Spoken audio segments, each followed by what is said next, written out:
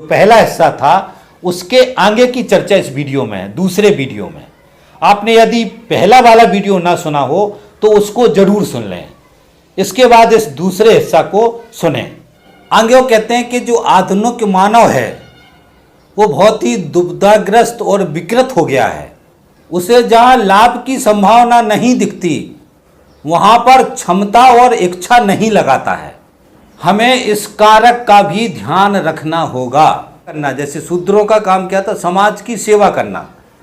तो वो केवल सेवा भाव से काम करते थे, वो किसी मुनाफे के लिए, लाभ के लिए काम नहीं करते थे। अब आज का मनुष्य दुविधाग्रस्त और विकृत हो गया है क्योंकि वो लाभ के लिए काम कर रहा है, वो सेवा के हिसाब से काम नहीं कर रहा है। इस तरीके की बात गोलवलकर कह रहे, इस पर विचार करना पड़ेगा। इसके बाद वो बीच में कुछ उदाहरण देते, जर्मनी का एक उदाहरण देते कि वहाँ पर एक उत्तम योजना बनाई गई और प्रोत्साहन जो स्कीम थी उसको खोल दिया गया, तो वहाँ पे लोगों ने बहुत ज़्यादा काम किया, बहुत ज़्यादा उत्पादन हुआ। दुनिया में भी इस तरीके के कई उदाहरण हैं कि जहाँ प्रोत्साहन होता है वहाँ पे ज़्यादा उत्पादन लोग करते हैं। और अंत में वो कहते हैं कि जब श्रमिक को यह अनुभव होता है कि उसे उसके कार्य का प्रतिफल नहीं मिलेगा, तब उसे अपने कार्य के प्रति कोई मनोयोग और उत्साह नहीं रह जाता है। ये प्रतिफल जो शब्द है इसको ध्यान रखना। दूसरों का प्रतिफल क्या था? सच्चे मन से सेवा करना। सच्चे मन से सेवा करेंगे तो उनको स्वर्ग मिलेगा या मोक्ष की प्राप्ति होगी, तो ये उनको प्रतिफल था। और हम आज के समय में किसको मानते हैं कि उसको उसका मेहनताना मिले, उसको अच्छी मजदूरी मिले। आज की तारीख में हम इस प्रतिफल की बात करते हैं, मगर गोलवलकर उस प्रतिफल की बात करते हैं जो पुरातन संस्कृति में था। इस बात को भी ध्यान रखना है। अगला हेडिंग आता है संतुलन का क्षितिज। इसके अंदर गोलवलकर कहते हैं कि एक ऐसे संतुलन की खोज करनी है जो व्यक्तिगत अभिरुचि को बनाए रखे और उसके साथ ही साथ जो उत्पादन शक्ति है उसका भी विकेंद्रीकरण किया जा सके। और इस उद्देश्य की प्राप्ति के लिए हमको व्यक्ति के ऊपर अंकुश लगाने होंगे।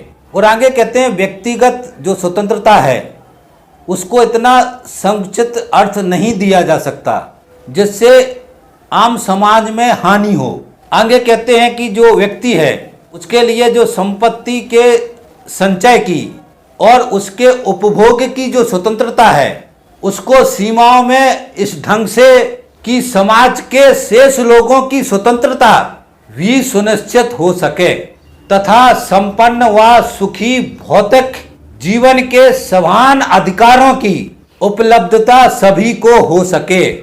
और ये जो व्यवस्था है हिंदू दृष्टि से प्रतिभा संपन्न परिलक्षित होती है।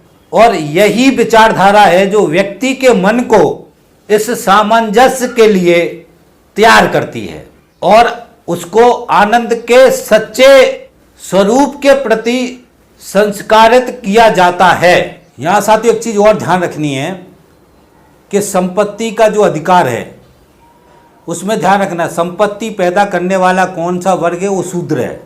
और उस संपत्ति का उपभोग करने वाले कौन है? मनुस्मृति के हिसाब से ब्राह्मण और क्षत्रिय थे और वैश्य थे।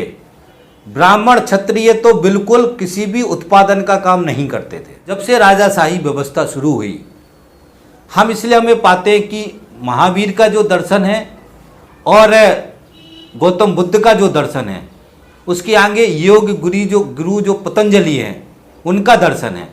ये तीनों दर्शन के अंदर 5 नियम बताए गए और ये 5 नियम समाज के एक स्थिति को बांधने के लिए बनाए गए थे जिनको पंचव्रत भी कहा गया था, 5 व्रत भी कहा गया था। इसमें एक था अहिंसा, सत्य, अस्तेय, ब्रह्मचर्य और अपरिग्रह। ये 5 जो शब्द है इसको अलग अलग तरीके से अलग अलग जगह थोड़ा सा परिभाषित किया गया है। जो मनुष्य हिंसा कर रहा था उस समय, संसाधनों के लिए हिंसा कर रहा था, जो संसाधनों पे कब्जा कर रहे थे उनसे संघर्ष कर रहा था, उस समय समाज को बांधने के लिए ये 5 मंत्र जो है दिया गया था और इसको सभी जो विचारक हैं उन्होंने समाज को समझाने की कोशिश की, जिसमें अहिंसा का मतलब है कि आपको किसी तरीके की हिंसा नहीं करनी। दूसरा सत्य बोलना है। सत्य बोलने के भी बहुत सारे तर्क हैं, मैं अब इसमें विस्तार में नहीं जा रहा हूं। तीसरा था अस्तेय। अस्तेय मतलब इसको नॉर्मल शब्द में है चोरी नहीं करना। चोरी नहीं करने के साथ इस शब्द के अंदर ये जोड़ा गया था, समझाया गया था कि किसी का सामान बिना पूछे नहीं लेना, किसी से कोई सामान जबरदस्ती नहीं लेना, किसी अनाज के में मिलावट नहीं करना, कम तौल कर नहीं देना। तो ये सब ये अस्तेय में आया था। ये सब चोरी करने वाला, किसी के धन से चोरी कर लाना भर नहीं है, ये सब अस्तेय में शामिल था। समाज के जितने भी इस तरीके के तर्क थे जो नहीं करने, उसको अस्तेय में जोड़ा गया था। ब्रह्मचर्य जो था वो आत्म अनुशासन के लिए था, और ब्रह्मचर्य का सभी क्षेत्रों में ब्रह्मचर्य, सिर्फ कामना भर में ब्रह्मचर्य का अर्थ नहीं था, सभी तरह ब्रह्मचर्य का पालन करना है। वो अंत में था अपरिग्रह। अपरिग्रह के बारे में कहा गया कि जितना हमको ज़रूरत है, जैसे किसी संपत्ति को हम पैदा करते हैं, उसमें हमको जीवन जीने के लिए जितनी संपत्ति की ज़रूरत है उतनी संपत्ति हमको रखनी है, उतना संचय करना है, उससे ज़्यादा संचय नहीं करना है। इसमें अपर, तो ये आम जनता के लिए था। बाकी ब्राह्मण, क्षत्रिय, वैश्य ये कितनी भी संपत्ति संचय कर सकते हैं, ये हमको ध्यान रखना है। मनुस्मृति के आधार पर क्या था कि जो शूद्र थे उनको संपत्ति रखने का अधिकार ही नहीं था।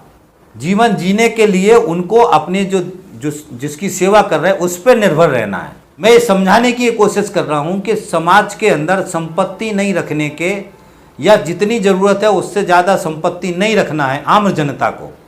उसके बहुत सारे पाठ धर्मों के, अलग अलग धर्मों के माध्यम से समाज में पढ़ाए गए थे।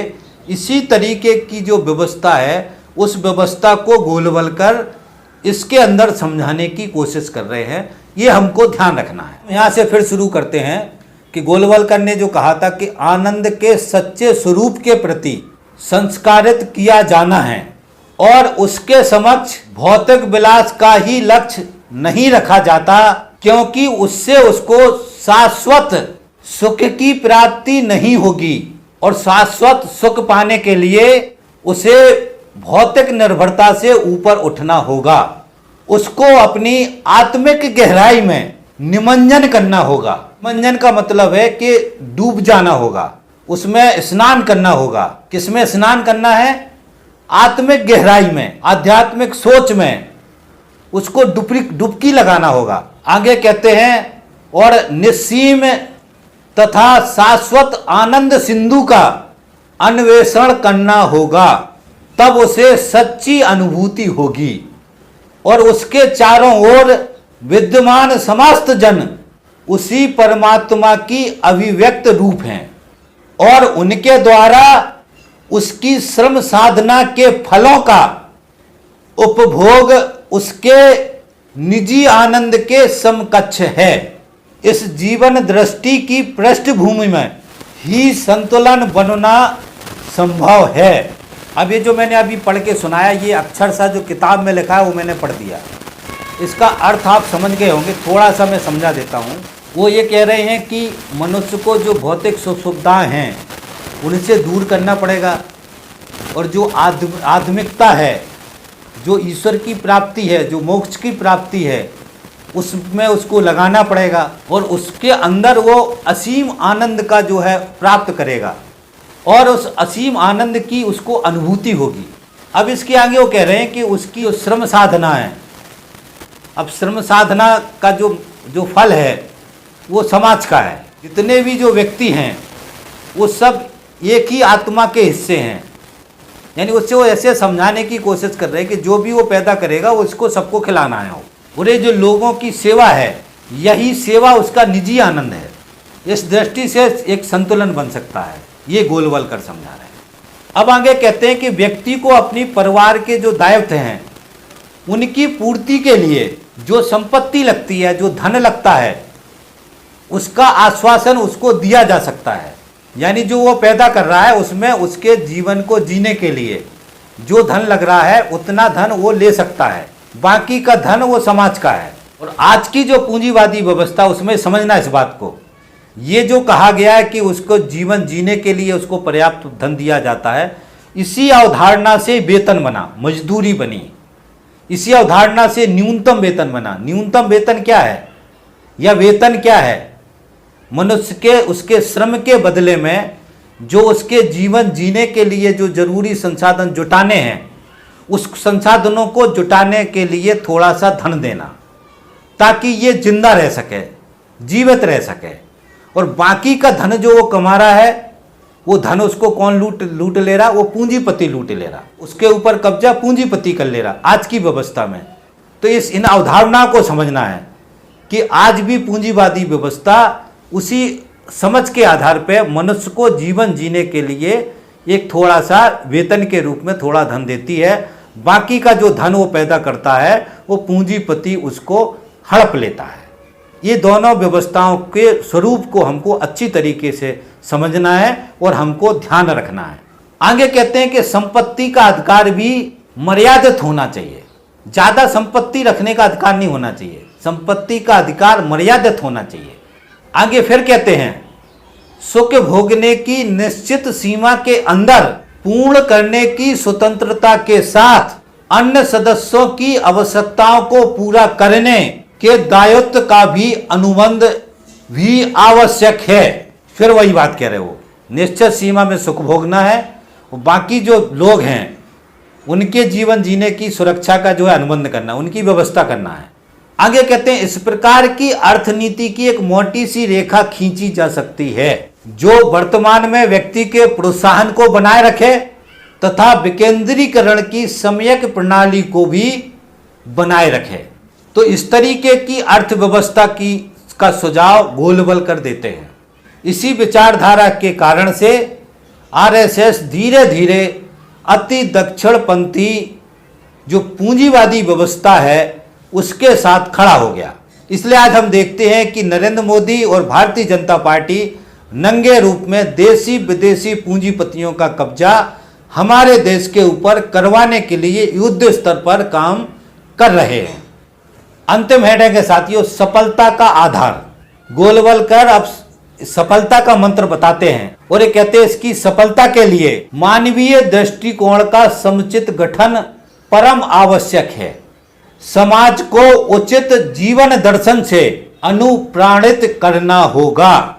लोगों में यह क्षमता होना चाहिए कि वो आत्म केंद्रित प्रवृत्तियों पर अंकुश लगा सके और स्वबांधवों के सुख दुख में एकाकार हो सके। वो इसके लिए जागृत करना होगा आत्मा अनुशासन। केवल उसी से समरसतापूर्ण समायोजन संभव है। ये आत्मानुशासन है, ये आत्म अनुशासन नहीं है। आत्मा अनुशासन का मतलब है कि जो आत्मा, वो भी आत्मा है, ये भी आत्मा, हम भी आत्मा है, वो भी आत्मा है, एक दूसरे दोनों आत्माएं हैं, सारी आत्मा हैं, इसलिए सारी आत्मा समान हैं। ये वाला आत्मानुशासन पैदा करना होगा।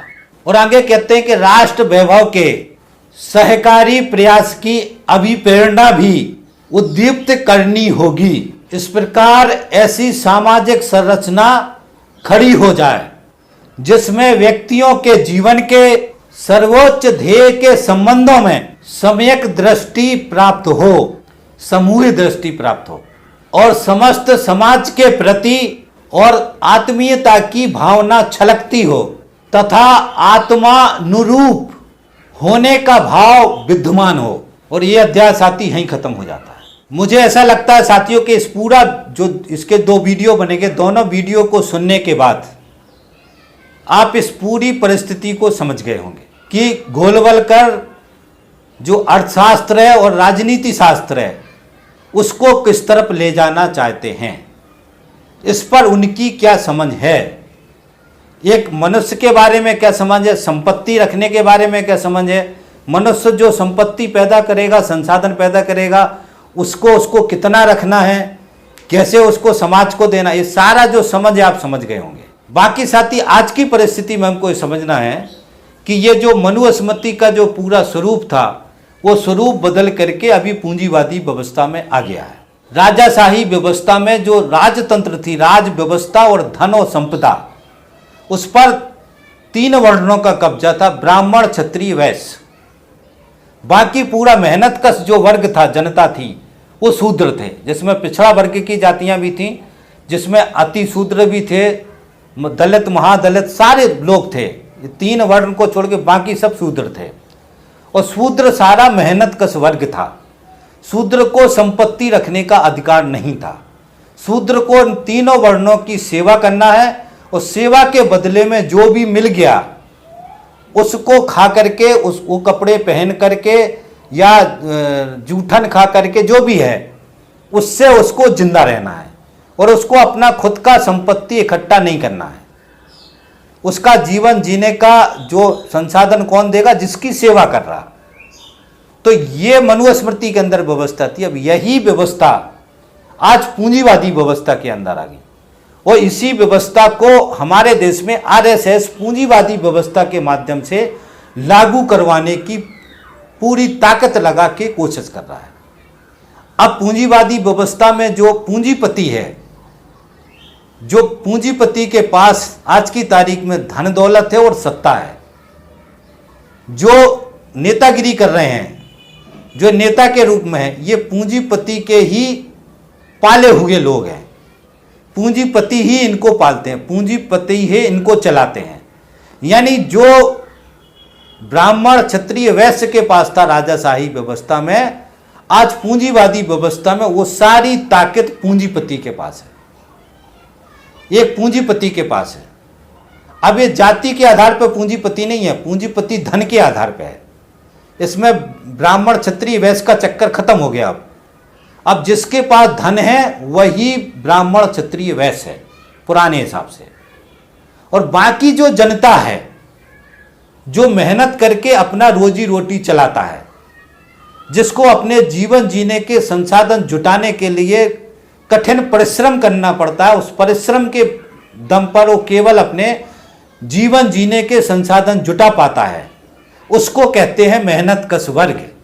वो मेहनत करने वाला लोग है, मेहनत कश वर्ग है, और मनुस्मृति के भाषा में वो शूद्र है।